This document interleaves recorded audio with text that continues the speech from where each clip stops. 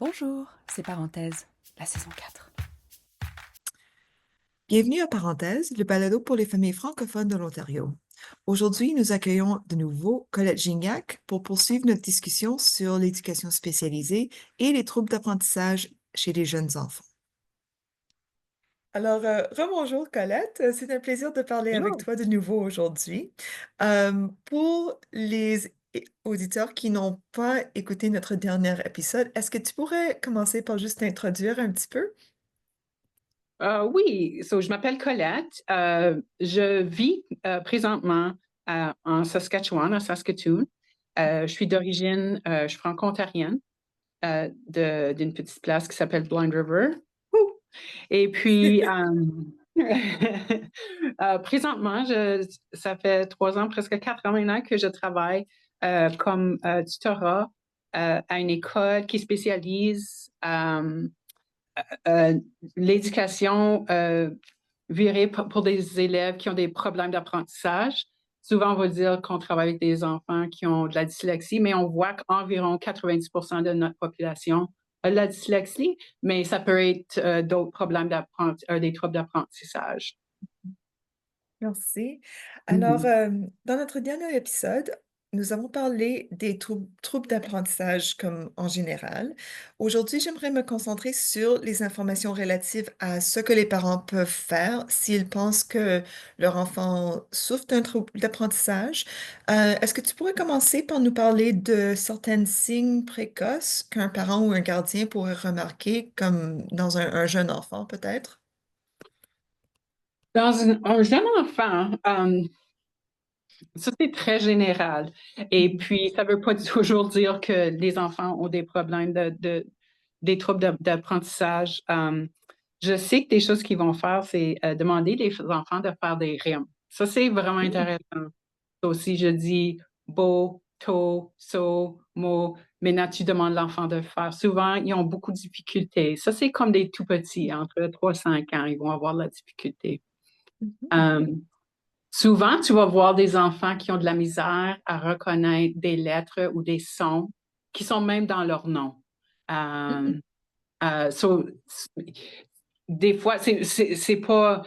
Il y a beaucoup d'enfants qui vont pas toujours connaître leur alphabet par 5 ans. C'est correct, ça pourrait arriver, mais surtout quand ces lettres-là sont dans leur nom. Alors, si tu pointes à un M comme j'ai ma fille Milou qui a de la dyslexie, ça, c'est quelque chose que j'avais vu quand elle était petite.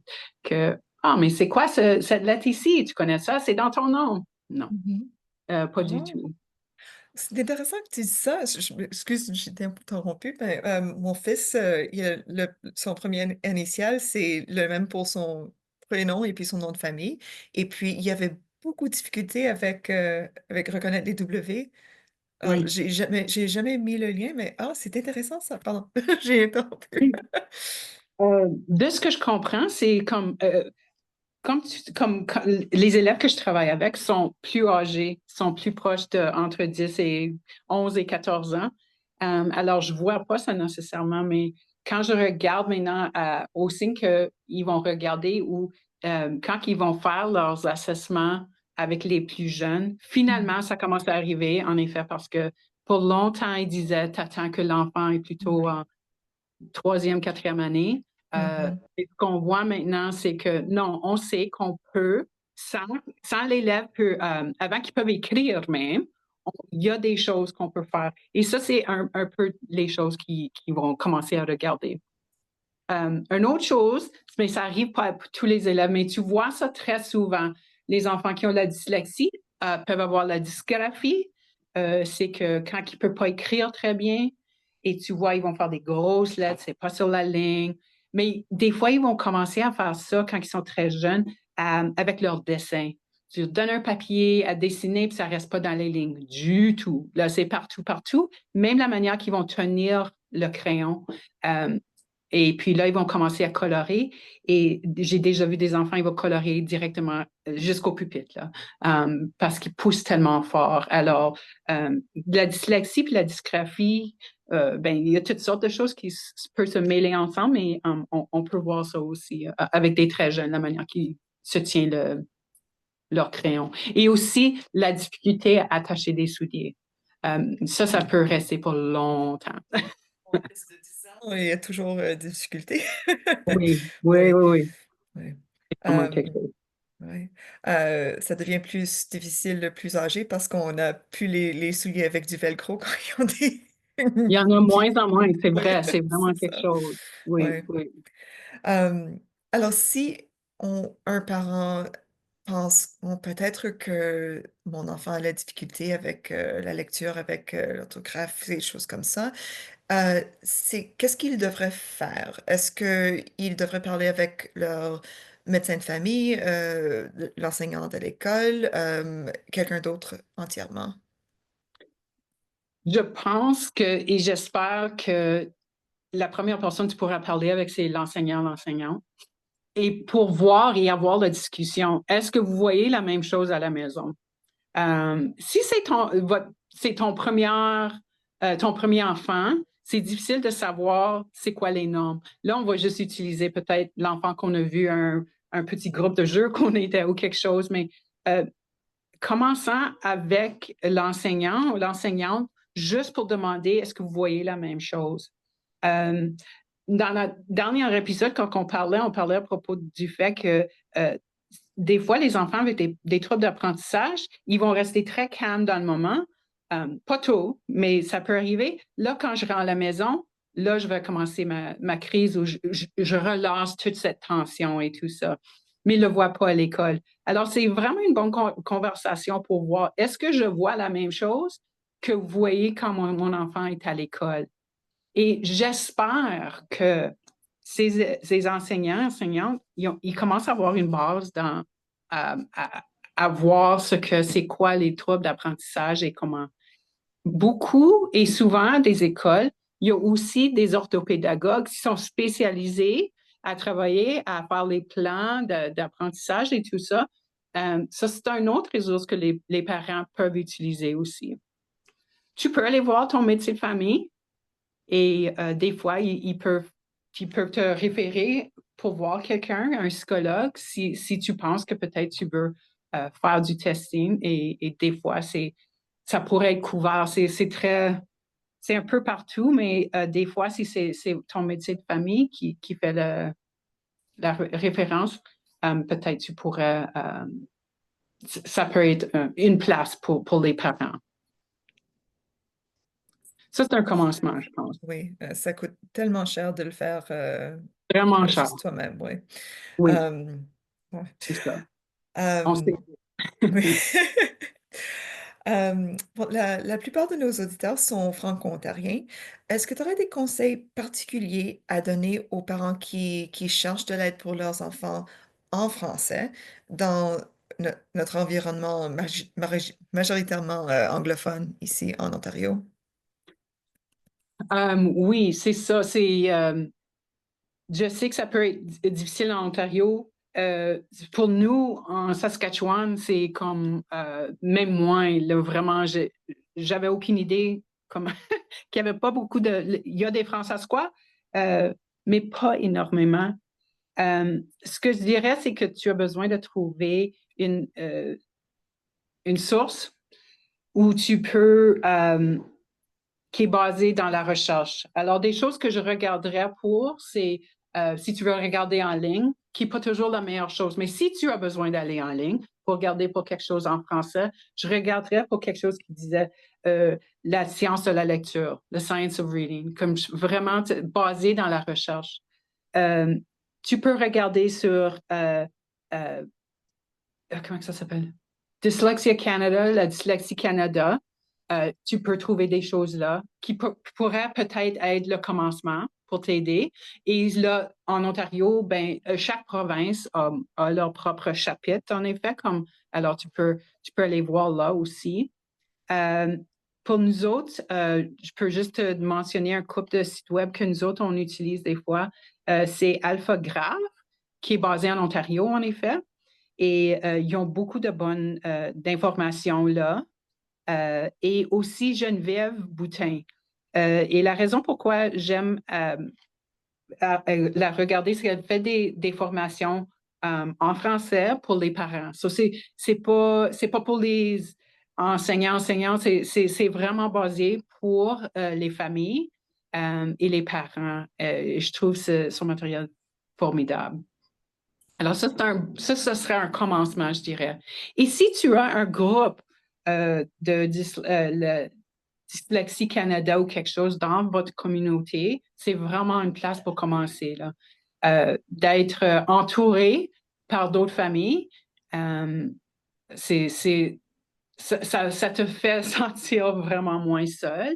Et eux, ils vont avoir leur propre expérience, ils peuvent t'aider dans ce cas. Mais je pense que la chose, c'est juste de pas, fais pas juste un Google search pour regarder pour des choses parce qu'il y a plein de choses qui existent. Ça a vraiment eu besoin d'être basé dans de la recherche. So, la science de la lecture, c'est une bonne place pour commencer, je dirais. Ces liens dans les notes de cet épisode pour nos auditeurs aussi. Une autre chose Oh que oui. j'aimerais juste dire vite fait. Si vous êtes en train d'écouter et vous, vous êtes en Saskatchewan, on a une personne, Sylvie Legacy, qui a quelque chose qui s'appelle Sylvie Literacy. Et elle a une site web super génial. Et elle est la seule personne que je connais ici en toute la province qui est en train de faire de l'éducation de cette sorte qu'on fait pour les enfants avec la dyslexie. Et je ne sais pas si je peux juste partager vite fait.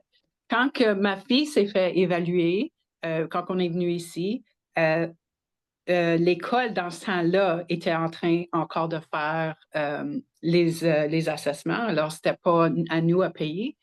Ils ont fait venir un neuropsychologue de Montréal parce qu'il n'y avait aucun psychologue francophone dans la province pour le faire.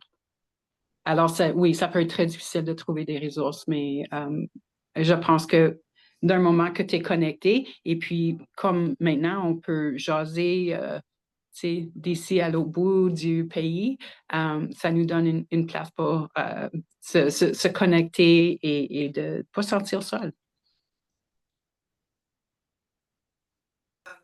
Je sais que beaucoup de parents d'enfants qui ont des troubles d'apprentissage doivent défendre les droits et les intérêts de leurs enfants. Euh, alors, juste pour commencer, c'est quoi les droits d'un enfant pour son éducation? Oui, ça c'est vraiment intéressant parce que ça change beaucoup. Ça commence à changer. En Ontario, vous êtes vraiment un peu plus chanceux parce que ça commence à se faire voir un peu plus à les écoles. Tout ce que je peux lire. Là, je dis ça, je serais super content de parler avec quelqu'un qui a des enfants à l'école. Mais je sais comme la Commission des droits humains de l'Ontario, ça c'est quelle année? Oh my gosh. 2021 peut-être, qu'il y a le droit de lire. C'est un droit à l'éducation avec des accommodations dans les écoles. Ça a commencé en Colombie-Britannique comme 2012 ou quelque chose comme ça. Mais ça juste commence maintenant à faire s'éparpiller le reste de les provinces. Mais votre enfant a le droit, sur papier, d'avoir des accommodations pour leur aider à lire. Alors, ça dépend qu'est-ce il y a disponible. Ça dépend les ressources que l'école a. Mais il faut vraiment s'informer. Peut-être ça va dépendre de qu'est-ce que l'assessment que le psychologue a fait, qu'est-ce qu'il demande dans ce cas-là. Et si vous allez cette route et tu fais un assessment et il te donne des recommandations, c'est pas quelque chose que je donnerais à l'enseignant, mais c'est quelque chose à ce moment-là où tu vas t'asseoir avec, j'espère, le groupe, l'enseignant, l'orthopédagogue, la directrice, puis on va commencer à parler maintenant comment est-ce qu'on va mettre ce plan en action. Ça, c'est les droits de tes enfants. soit un ordi ou ça peut être une place calme parce qu'ils ont de la misère à concentrer. Tu utilises speech to text, ça, je sais pas comment dire en français. Euh, Calculatrice pour faire ses mathématiques, des papiers à côté, des notes, n'importe quoi. Il y a toutes sortes de choses qui peuvent arriver. Mais ce plan que vous décidez dessus, c'est quelque chose qui a besoin d'être travaillé avec une équipe. Et j'espère que les parents se sentent confortables à s'asseoir avec euh, des, des, les enseignants ou n'importe qui sont en train de travailler avec pour mettre ça en place pour leurs enfants. Ça, c'est leur droit. Si on a des auditeurs qui sont parents d'un enfant avec des troubles d'apprentissage, est-ce que tu aurais des conseils pour eux de comme qu'est-ce que tu fais comme pour être avocat pour ton enfant ou qu'est-ce que tu devrais savoir comme parent euh, que tu peux faire pour aider tes enfants? Oui, ça, c'est très difficile parce que je pense comme, je vais peut-être comme être canadien, je sais pas c'est quoi, mais souvent on veut pas pousser, hein, on veut pas pousser les limites. Oui. Ou on se sent qu'on est comme c'est comme un ours maman, là, puis on veut être dans ta face au complet. Et puis, mais je pense que la première chose que les gens ont besoin de faire, c'est de s'informer personnellement, surtout si c'est nouveau pour toi, que votre enfant vient juste d'avoir un diagnostic de dyslexie. C'est vraiment à toi maintenant d'aller de t'informer personnellement c'est quoi exactement? Est-ce que c'est juste un problème de lire? Oh non, mais peut-être c'est un problème d'orthographe, de mathématiques, peut-être tu as de la dyscalculie. Il y a plusieurs choses que ça peut, mais je pense personnellement, on a besoin d'avoir une base qu'on est confortable avec. Et après ça, prendre qui est suggéré ou ce que tu penses peut aider ton enfant ou ce que tu vois à la maison. Tu sais, comme quand nous autres, on fait nos mathématiques à maison, je trouve que si je mets des petits blocs, puis là, il commence à compter ces blocs, c'est plus facile pour comprendre ce concept de mathématiques. Mais peut-être ça, c'est quelque chose que tu peux partager. Alors, se connaître avant qu'on se mette devant le système d'éducation, je pense que ça aide énormément. Parce que là, tu peux vraiment, tu viens d'une classe que tu es ferme sur tes pieds. Tu es vraiment, tu es là parce que sinon, c'est trop facile d'être poussé. Non, madame, on va prendre soin de ton enfant. Mais c'est bien et je comprends, peut-être ça vient d'une bonne place, mais en effet, non, mon enfant a besoin de ça. C'est ça qu'on voit qui arrive. Alors, c'est ça que j'ai besoin que vous mettez en place à l'école. Sur se connaître et après ça, connaître le groupe qui travaille avec ton école dans le système. C'est qui l'enseignant? C'est qui l'orthopédagogue ou n'importe qui d'autre? C'est qui les assistants, les assistantes en classe? Ils ont-ils une formation? Est-ce qu'ils comprennent c'est quoi la dyslexie? Euh, et puis après ça, je pense que ça aide énormément d'avoir ton petit comme trousseau d'informations avant que tu vas parler aux autres. De bons conseils, merci. Euh, alors, pour terminer, j'ai une question plus générale, j'espère plus facile, plus facile. Euh, Est-ce que tu aurais des recommandations, des conseils pour tous les parents, tous les gardiens, selon la littératie pour les enfants? Comment est-ce qu'on peut aider nos enfants d'aimer lire, d'élever les grands lecteurs? Oui. Euh, je pense que tu commences dès le début avec un livre. Un livre en carton qui a un beau lapin ou n'importe quoi. Euh, qu'on commence à lire à nos enfants dès le début et aussi que nos enfants nous voient lire. Je pense que c'est une grosse Mhm. affaire parce que euh, ils vont nous imiter Oui. et ils veulent nous voir le faire. Alors, même si au lieu d'être sur un appareil de quelque sorte qu'on est en train de regarder un livre, notre enfant va nous voir ils vont nous voir, ils nous voient. Mais aussi de prendre ce temps pour faire que la lecture, c'est une place d'imagination, que c'est intéressant, c'est vraiment fun, là. Je veux lire ce livre. Alors, prendre des choses que les enfants euh, veulent lire, qui sont vraiment intéressés, que ça rigole un peu, que c'est quelque chose que vous faites ensemble. Et je pense que c'est un vraiment beau commencement. Et puis là, quand les élèves sont un peu plus grands, et c'est ça que je vois avec mes élèves des fois, ils capotent sur des, oh my gosh, comment on dit ça là? Euh, des comics, euh, des bandes Graphic novels, dessinées. oui, oui. Oui, il adore les bandes dessinées, puis je vais entendre, mais là, il y a 13 ans, là, je veux plus qu'il juste lit des bandes dessinées. Mais surtout avec des enfants avec des problèmes d'apprentissage, ils vont encore voir ils voient les mots, ils voient les images, ils aiment ça beaucoup, mais ils voient les mots. So, c'est toujours là. Alors, ils vont commencer, c'est toujours là. La lecture, les mots sont là. Et puis, une autre chose qui est à suggérer aussi, c'est que quand vous regardez la télé, peut-être tout ensemble, que vous mettez les sous-titres. Encore, c'est les mots. Souvent, les yeux vont garder les sous-titres. Et puis, le moment, surtout si c'est un enfant avec des problèmes d'apprentissage, vous êtes ensemble, vous êtes en train de garder quelque chose, puis ton enfant reconnaît un mot, c'est que soit que c'est le ou rien ou quelque chose, et ils vont dire, man, je connais ce mot. Et la fierté de cet enfant, ça va 0 à 1000, juste comme ça.